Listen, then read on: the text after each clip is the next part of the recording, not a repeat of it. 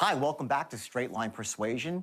Let's move on to Module 2 now, which is the art of prospecting. And this is more of an introduction to the art of prospecting. We'll get into much greater detail later. Here we're going to lay the foundation for what it really means to prospect effectively and elegantly. See, this is one skill that really escapes or that people ignore, much to their own chagrin and their detriment, because what happens is if you don't prospect effectively, that doesn't mean just finding people who are interested, but even more importantly, weeding out the people who are not interested or who don't qualify for whatever it is you're offering.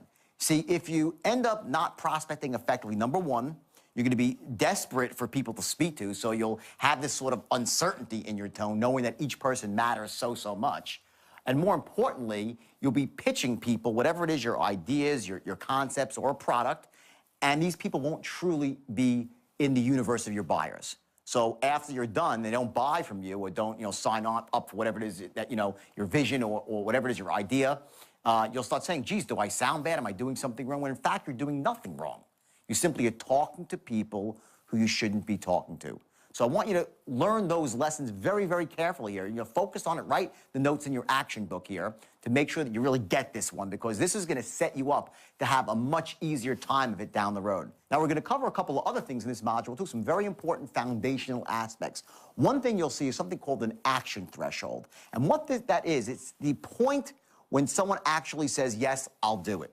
How do you get someone to that action threshold where they take a buying action? And you're going to learn the key elements that you have to accomplish to get them to the action threshold. You're going to learn the 3 things that you have to portray yourself through tonality and body language, not so much your words, but your tonality, how you say the words. You're going to learn how to capture someone's attention and imagination virtually instantly, sometimes less than 1/24 of a second, and at the most, 4 seconds. You'll also learn some other key things about what holds people back from buying, what promotes people to buy. And again, it's at an introductory level, but I want to give you the basic building blocks here.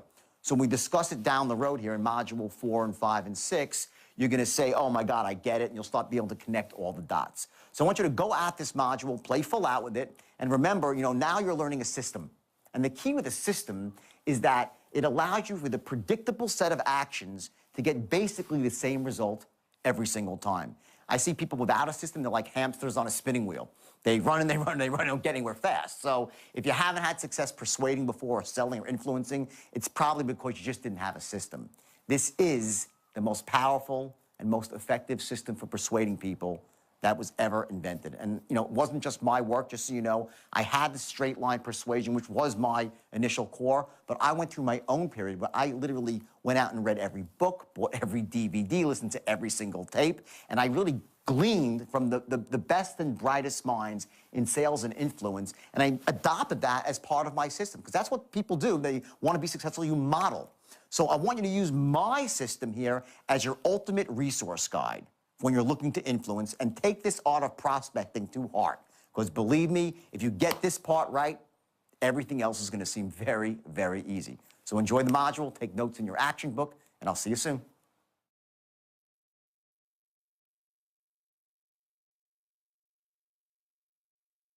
So let's talk now about sales. Let's start getting right into it with prospecting, okay? This is the first step to it. The first thing you have to realize when you're a prospector, okay, you're not trying to turn crap into gold. The biggest mistake salespeople make is they try to turn non-buyers into buyers, okay? Just look at it like this. As a prospector, they call prospecting like a gold prospector, right? When you see a guy in the movies and he's prospecting for gold and he's got a pan, right? And he's in the water and he's throwing it through the water, right? Is he trying to turn the water into gold? He's going through gallons and gallons and hundreds and thousands of gallons of water looking for one nugget. You get that? You're not looking to take the water and make the water into gold. You're looking for the nugget. That's what prospecting is. If you go out there and look for, let's say, a room of 100 people, okay? Let's talk of 100 people, okay? Okay? You have people that are ready. You have people that are still shopping. They're not actually ready to make a decision yet. Okay? You have people that are just curious, kicking the tires. And you have people that are dragged someplace and they're never going to buy. Let's go through this for a second. Watch the numbers here. In any given room, okay, you're going to have, let's say, 30 people of 100. 30 people who are ready to buy. And it could be 20 people depending on your industry or what you're doing. But there's a certain X number of people that are actually in the market for your product, and they know they need it. These are people that are at a point where they say, you know, I'm stressed out. They know they got to take action. That's your best buyer. They're not quite lay downs, but they're pretty close. They know they want to buy. The next group are those that are still shopping, right? But they're motivated. They say, hey, you know, let's say it's a car, for instance. They walk in, they want to buy a new car.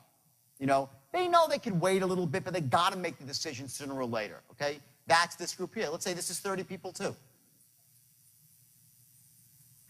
Next are the people that are just curious, the looky-loos, okay? They're kicking the tires. They have apathy about it. Like, I could buy today, I could buy tomorrow. One of these days I'll get around to it. That's your next group, right? And let's say those are 30 people too. Lastly, okay, last group, you have 10 people here that were dragged and that will never buy from you, okay? Now, depending on the situation, okay, what business that you're in, let's say you're in, for instance, credit repair. I know some of you are in credit repair. Who's in credit repair here? Great, you got a couple, perfect. Let's say you're in credit repair, right? And you're giving a seminar. And you're in a seminar room and you're trying to get 50 people in a room, and you're trying to figure out, who are the buyers in the room. In any given room like that, you're going to find 10 people that will never buy. They would just drag there. Maybe their credit's not that bad. They have no need for your product, or it's bad, but they don't care. They're past the point where they even give a shit about it, okay? That's the lowest group here, okay? They don't care. Next up, the 30 people who are curious, okay? They're not very good buyers, these people. They're there, but they're like, I don't know. I don't really care about my credit. Maybe I'll do it one day, maybe I won't, okay? These people, again, not good, okay? This group here, the next group up, which is these people that are still shopping, they're in power right now, okay? They're going to go out, they're going to get their credit fixed somewhere, somehow. They're going to do it, but maybe not today. Maybe they'll do it in 3 months from now, 6 months from now, whatever it might be. If you're selling cars, it might be that, they got to get a new car, but, they're looking around, they're shopping. They're going to get one soon, but not today. That's this group right here, okay? Good group. And lastly, you have the group on top, which are ready right now, and they're stressed out about it.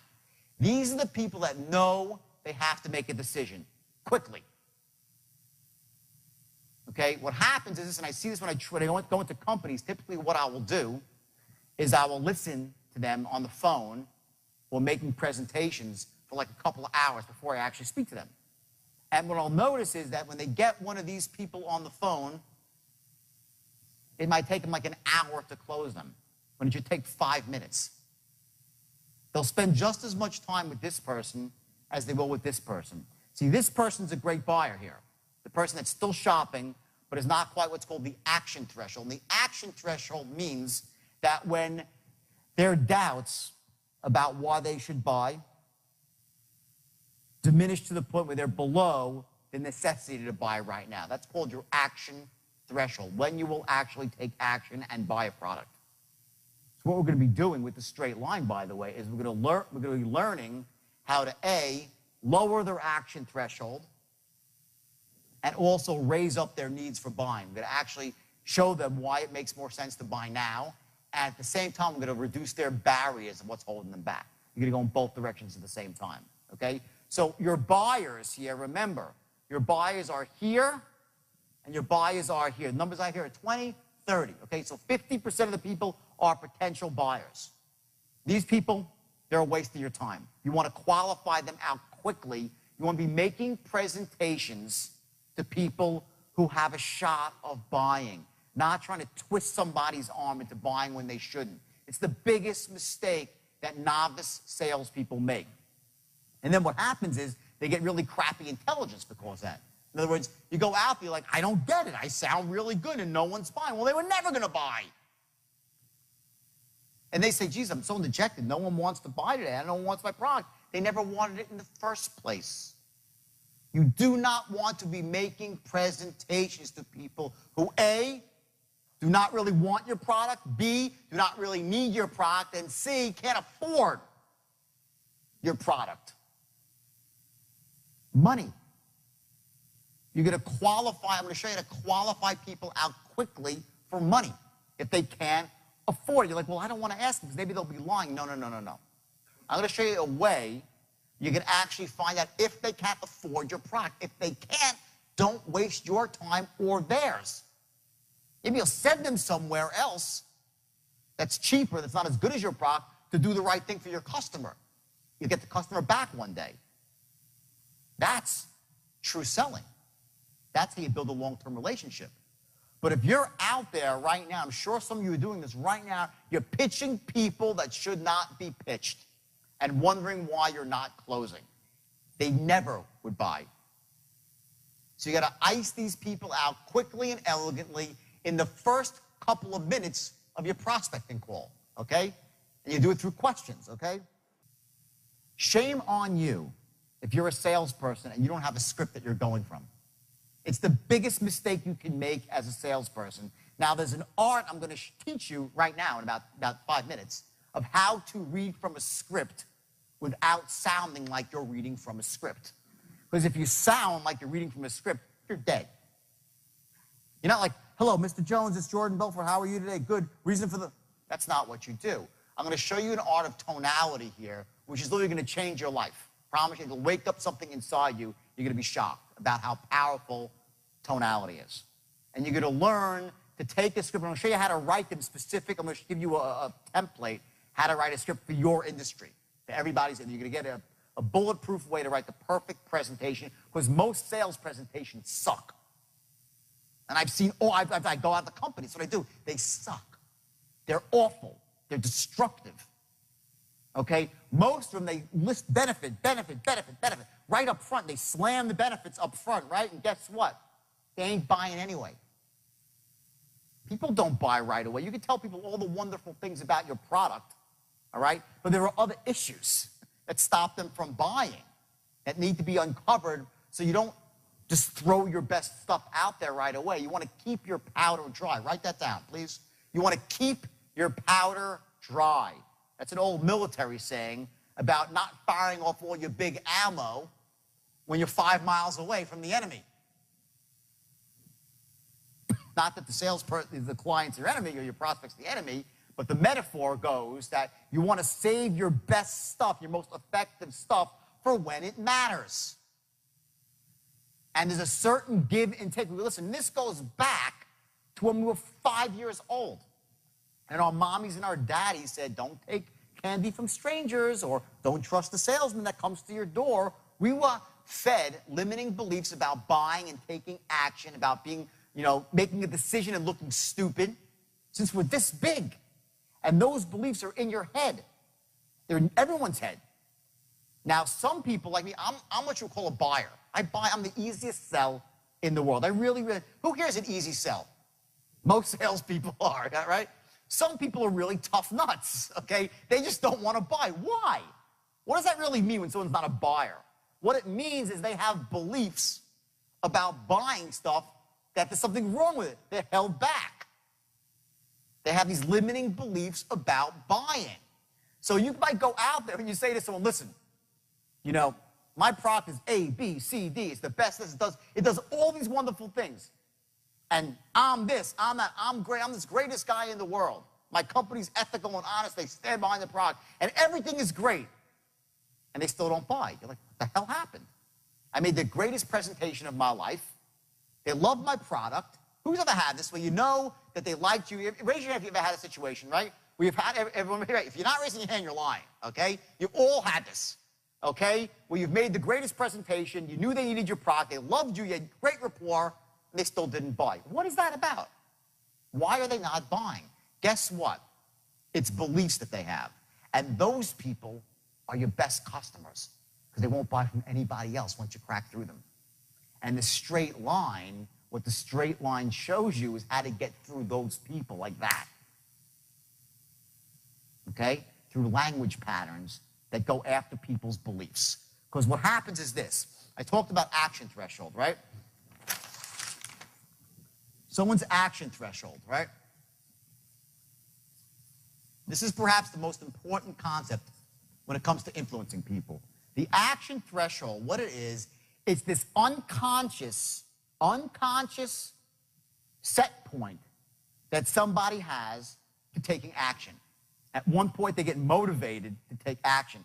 Human beings are not random creatures. We don't do things by accident. We do things for a reason. We always have positive intent with what we do. Now, that doesn't mean that we always do things that really empower us. Sometimes we make stupid, lousy decisions. But inside, we did it because we thought it was in our best interest. The action threshold represents this. It's the sum of all the pluses. He thinks the good things that will happen if he makes a decision to do something. The negative things, logically, that will happen if he makes a decision. So he'll buy something and say, well, it's too expensive, it'll cost me money, all this sort of stuff, right? These are the negatives that hold somebody back. Maybe the company won't stand behind their guarantee. What happens if I have problems? I don't know. Maybe my wife will get pissed. All these sort of things that hold people back before they take action. And then lastly, you have limiting buying beliefs. And this, I have the worst handwriting in the world, by the way, so just excuse me, okay? Almost barely legible, okay? So you have limiting buying beliefs. And what these are the voices in our head that just say, don't buy. For whatever reason, because of bad experiences we've had, we've been burnt before. See, human beings were always looking for patterns, right? When I walked through the door today, this door, I'd never been through this door before. But when I walked up to this door, I didn't say, now let me see. There's 2 slabs of wood. Looks like a door. I think it must be a door. I wonder what's on the other side. I hope I'm not going to walk off a cliff. Right? Sounds silly. But here's what happens. My brain, your brain, generalizes and creates patterns in the world. So I walked into the door and said, it looks like a door. It must be a door, so I know it's safe on the other side of the door, and I walked through. If you don't think that every time that you're talking to someone and presenting them with an idea, they're doing exactly that, you're kidding yourself. You're kidding yourself. Every time you're trying to close someone, they're running that equation. They just don't realize it. They're running movies out. They're running videos in their head. Here's what happens if I make the decision to say yes, and here's what happens if I don't. Which one causes more pain? Which one gives me more pleasure? That's what's the heart of selling, is to get someone to a point so when they say yes, what's happened is, imagine a scale, right? You have a fulcrum in the middle, right? This is a scale, the worst artist in the world. This is your scale right here, okay? All the pluses are over here, all the minuses are over here, okay? And then what you have is the invisible force, which are the beliefs about buying. Now, if the person has lots of limiting beliefs about buying, this side of the scale, the negative side, this is the negative side here, is going to be a lot heavier. It's going to go down, okay? If the person has really generally good beliefs about buying, like I do, and some of you do, they're easy to close because all it takes is a little bit and the scale drops. When you're going through the straight line from open to close, what you're doing is this. It's very, very simple. As you're moving towards one, you're knocking out negatives, building up positives, and changing their beliefs about buying, all at the same time without them even knowing it. But only, please again, only do this ethically. Okay, do not do this unethically. Okay, because I know that can sound like, oh, ooh, it's very, and it's sneaky and subversive if you do it the wrong way. But if you do that with people and they really ought to be buying, are you doing them a service, yes or no? Yes, you are. So if you run this pattern, a straight line pattern on somebody with any product at all, and what you've done is you've built up all the positive, you wiped out their negatives, they've admitted to themselves, they've said it to you, yeah, it's the greatest thing in the world, oh my God, there's no reason to buy, yes, I love you, I trust your company, and you've done all this stuff, and they've actually admitted to themselves, you got to get them to admit it themselves. Why wouldn't they buy? They're in a box. And what happens, then you run certain tonal patterns, and they close, and they start buying. You will close with a straight line anybody who is closable. You will close anybody who is closable. That is your goal, not 1% less with a straight line to close any human being that can be closed. And I urge you again, one more time I'll say it, do never close somebody who shouldn't be closed. Only do with people that need and that can be benefited by your product. then you can run this pattern on them. Okay? Then you're doing them a service. And afterwards, they'll say, thank you, thank you, thank you. You'll get massive referrals from these people once you run this pattern. And you're only going to do it to empower people. Okay? Now, next slide here. Okay, the funnel. This is a great thing. I actually stole this from somebody else. I'll tell you, his name's Warren. I'm going to give him credit. His name's Warren Gresham. And I love this thing. I rented all these tapes. I wanted to see what everybody in the world was saying about selling. Because, lots of people have great ideas. I have my own theory on it. I want to know what everybody else was saying. And he came up with this thing, which, of course, is very simple. And we all know this. It's not genius or anything, but it's very powerful. I want to just click through the whole thing and show you exactly what this is. This is your sales funnel, okay? Now, here's the concept, and it's really powerful, okay? It's about working backwards to how much money you want to make, okay? Let's say you want to make $200,000 a year, and that's your goal, to make 200 grand, okay? And your average commission, your end, after you split it with the company, is $2,000, right? So if you say to a new salesperson, your manager trying to motivate a new salesperson, right? Set your goal, you got to just go out and make how do you get, I got to make a lot of dials. I got to make a lot, right? What you want to do is take that a lot and actually break it down into a very specific formula that they have and that you have. So if you're a salesperson, you want to get this, you want to get your a lot number. What's a lot for you? I got to make a lot of dials. I got to make a lot of cold calls. Well, what's that number? Here's how you find that number, and it's very, very simple, and it's powerful, because once you have this formula and you're not doing well and you have a slump, you can dissect it and see exactly what you're doing wrong. So let's go through this real quick. Your average sale commission, 2 grand, okay? If you want to make 200,000 a year, you'd have to make how many sales a week? 2, right? That's 4,000 a week, 200 grand a year. We're rounding it off, okay? Now to do that, you have to actually get in front of 6 people. You have to get in front of them. Now, if you're selling on the phone, that means you have to get up 6 full-blown pitches to qualified people, right? That's your number, okay? If you make 6 pitches a week, you're going to get your 2. Now, in order to get 6 pitches, you have to have, let's say, 8 appointments, 8 set appointments, because people cancel. They don't show up. You get there, something happened, right? You need to have 8 appointments set on your calendar to get to your goal of $200,000. To do that, okay, you have to have connects, meaning you have to get on the phone with the actual decision maker 40 times per week to get to that point. 40 actual, not like, hello, is so-and-so there? No, that's different. That's a dial, okay? Okay, 40 connects. And lastly, the number of dials. And that is how many times you actually pick up the phone every single week and dial it. Now, in a 5-day week, that's what, 24 dials per day. So you know that if you make 24 dials per day, by hook or by crook, you're going to make $200,000 per year. It's a lot easier to visualize that than you say, I want to make $200,000.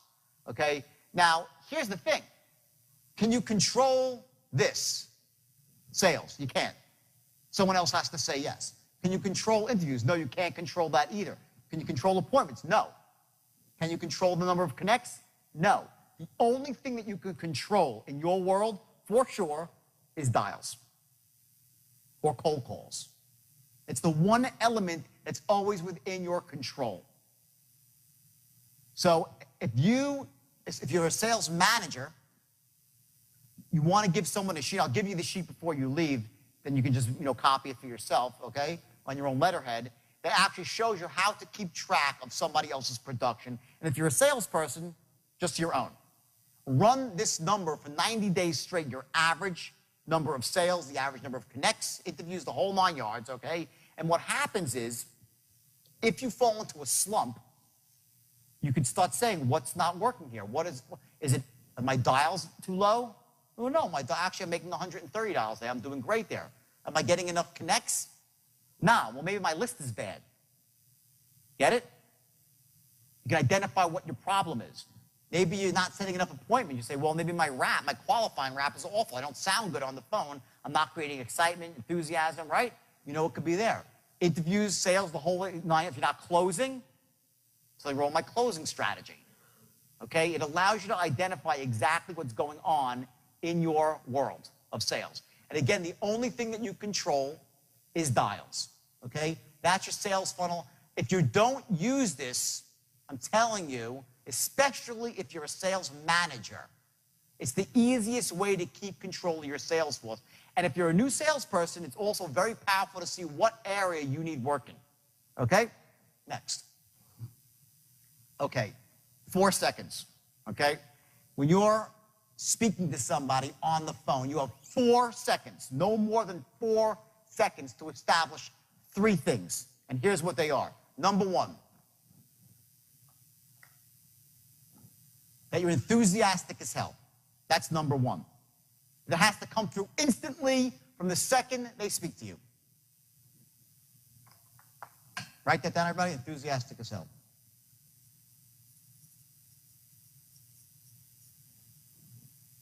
Number 2, that you're sharp as a tack.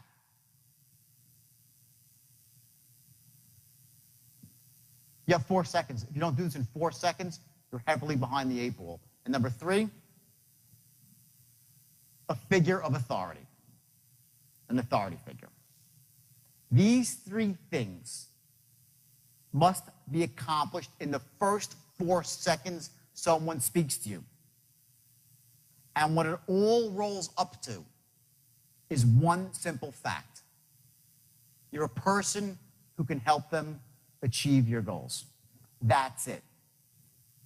Unless you've done that in 4 seconds, you're seriously behind the 8 ball. Seriously behind the 8 ball.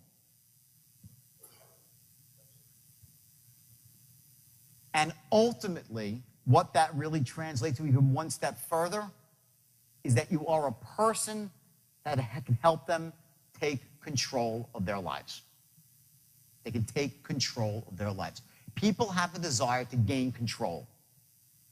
When they're feeling out of control, they act. It's part of what your action threshold is all about. It's a point to get back in control of your life. When someone has credit that's screwed up, do they feel in control or out of control? Out of control, right? When somebody wants to buy a new car because their old car's a piece of crap and they drive down the street and people are looking at them, do they feel in control or out of control? Out of control. When somebody is looking to find an investment advisor, a stockbroker, a commodities broker, and they're looking to develop, some kind of path to have a secure financial future, do they feel in control or out of control? Out of control, right? They're looking to get in control by identifying someone that can meet a need, fill a need, help them achieve a goal. So your job as a salesperson is to help people achieve goals and gain control of their life. That's what you're doing. You have 4 seconds to make that, bam, that first impression that you're enthusiastic, sharp as a tack, and a figure of authority.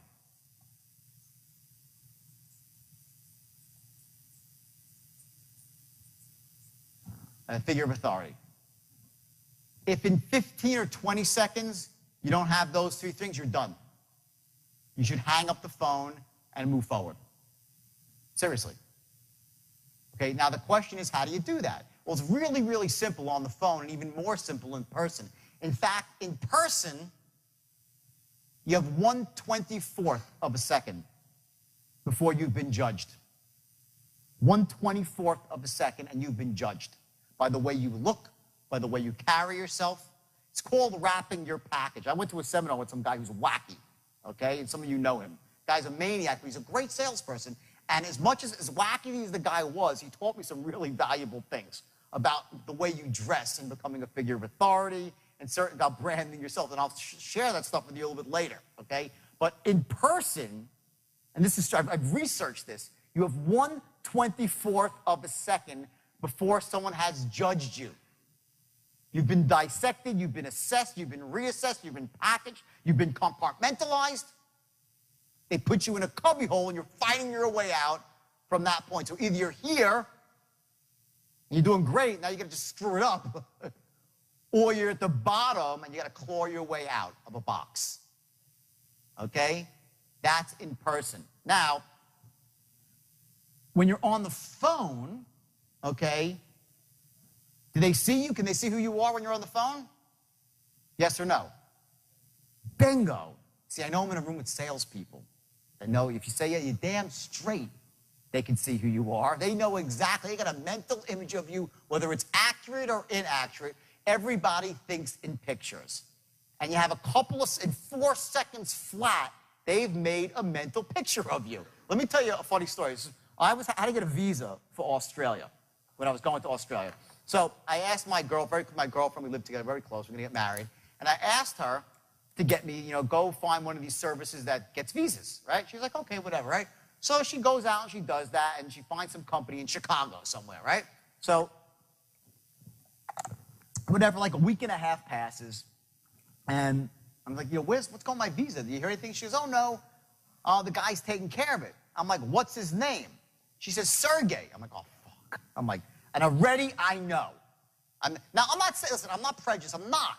I'm just telling you this for the benefit of selling, okay? I heard his name was Sergey. I'm like, he's a foreigner. I don't like it already, okay? He doesn't speak my language. He's behind the 8 ball. There's something wrong. Now, I don't know. I know that's not the way it's supposed to be, and it's not, like, really nice.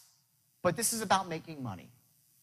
It's about being effective, okay? I'm just telling you that the instant I heard his name, I was turned off. Then I'm like, all right, so now Sergey already has an uphill battle with me as his customer, right? So then I said, all right, let me call this Sergey, okay? So I'm just like, I just know, I know, all right? So I pick up the phone, I have a sinking feeling in my stomach about my visa, I dial the number, and I hear, hello? Done. Done. I'm like, he's a goddamn Russian. He's got a beard and a goatee. I could see he's got greasy black hair pulled back, okay? He's got speeds of sweat going down his thing. He's behind a cheap wooden desk in a hole somewhere. I had the whole picture. Now, am I right? Is that who he was or who he wasn't? I don't really know, okay? And I feel bad that my programming, since I was that big, and I come from a really good family where no one's prejudiced. I'm not prejudiced at all. At all. And I despise people who are prejudiced. But that being said, instantly, before I could even figure out why I felt a certain way, I was done with Sergey. Okay, and of course it turned out to be right, because Sergey started rambling inanely about something. I was like, you know what, bing, I hung up on Sergey, and that was it. Okay, I gave him his $100 application fee. I never heard from the guy again, because in the first second of the call, he didn't sound like what? Sharp as a tack, enthusiastic as hell, and a figure of authority. I knew it in a second. The moment they hear your voice, if you haven't accomplished these 3 things, I'm telling you, you're wasting your time. Shame on you. Okay? They make a picture of you, they've assessed you, they've cubbyholed you. They either A, that you're a figure of authority, that you're sharp as a tack, enthusiastic as hell, boom, you're in. Now it's like, ooh, this person can help me achieve my goal. Let me listen. Now, does that mean you're going to close the sale? No. But you've prepared yourself to close the sale. You've moved towards the line. Now remember, right? Here's the line. I'll draw it up here so you can still have this piece of paper. Here's your straight line. Here's the promised land. Here's your open, right? You pick up the phone and you qualify, right? Develop rapport, right? As you're qualifying. So this is your boundaries here of where you let the sale go. On the bottom, on the top, right? The first 4 seconds, you're right here. Okay?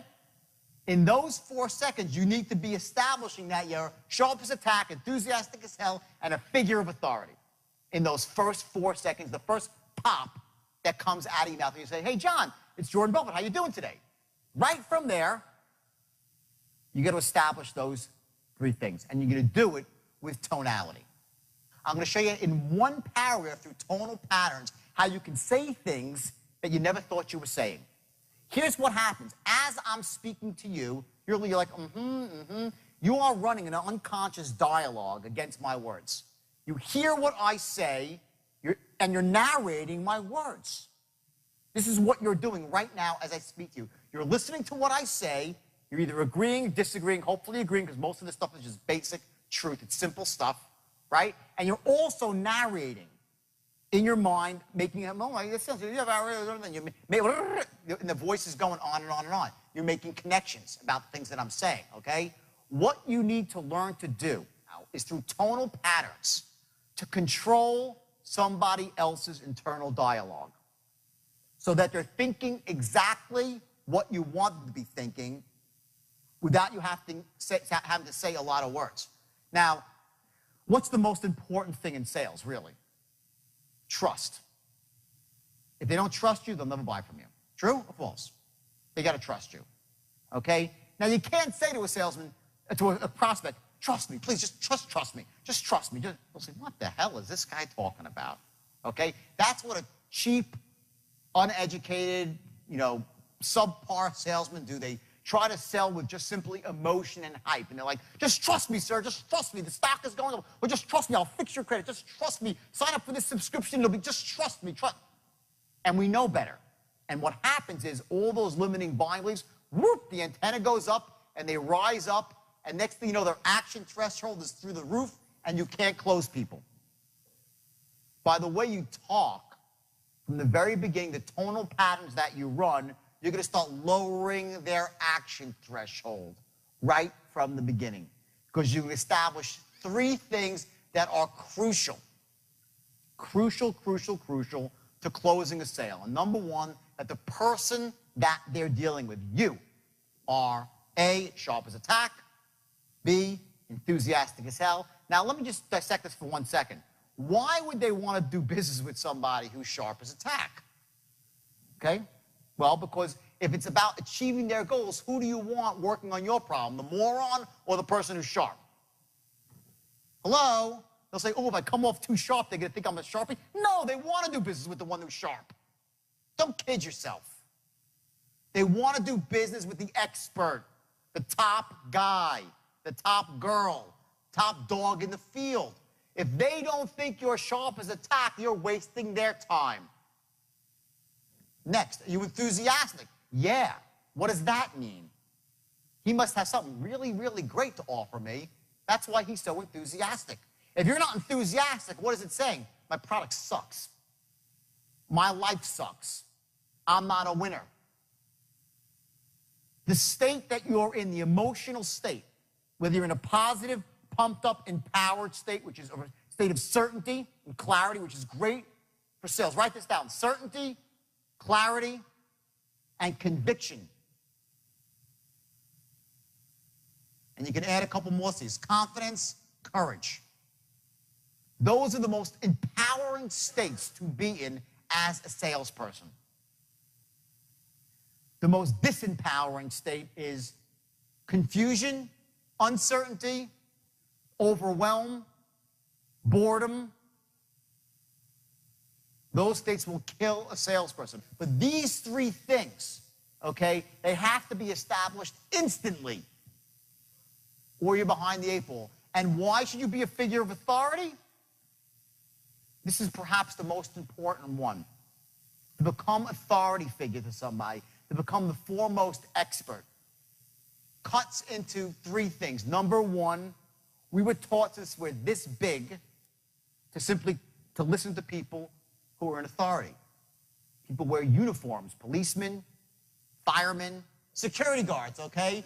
Many of them are not, licensed police officers yet. You put a badge on and a uniform, okay? And we just say, we do what they say, go here, we go there. We go left, we go left, right? That's what happens when we're with figures of authority. We listen to them and we follow.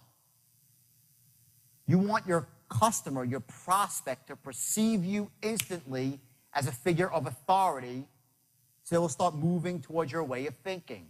If you come off as a novice and not an authority figure, they're like, great, let me speak to someone in charge. That's what they're thinking. Great, sounds good. Now put someone in charge on the phone, and I'll talk to them and get realistic about the stuff and get serious. So these 3 things have to be established immediately. So how'd you enjoy Module 2? I bet you did. In fact, I think that, people that really go through the second module, they start to get a real sense of what this is all about empowering people to make decisions that they should make, to persuade people who are shut down from making those decisions and allow them to achieve their goals. That's what being a salesperson and an influencer is all about. And I think you saw here some very powerful things here in terms of your tonality and how you capture someone's attention very, very quickly. Remember, you need to be enthusiastic, and not because you're some crazy person, screaming, yelling from the rooftops, but because most people do not have that state of certainty, that state of clarity. And when you come in and sound enthusiastic and upbeat, you sort of wake up the force in them to listen further. Now, in terms of what actions you take here, there's one very specific action that you have to take immediately. And that is, I want you to do what's called the allot chart, to find out exactly how many calls or how many letters you need to send out, how many initial contacts you need to make on a daily basis in order to meet your financial goal. And again, the importance of that is later down the road when you're immersed in this and you're kicking butt, you're going to also be able to identify what areas you can improve on. You'll start to see what bottlenecks occur in your own pipeline of success, and it will allow you to achieve your goals much, much quicker and with a lot more ease. And also, you're going to be able to help people who work for you, if you're a sales manager, to get them to start analyzing their results on a daily basis and taking the appropriate actions to ensure their success as well, which ultimately is your success. So again, let's move on to Module 3 now. But before you do, please make the notes in your workbook and take those actions, especially that allot chart. And remember, you sound enthusiastic, you have only a few seconds to do it, and then you set yourself up to influence down the road. Without that, you'll be fighting an uphill battle. And I'm here to help you fight a downhill battle because believe me, it's a lot easier.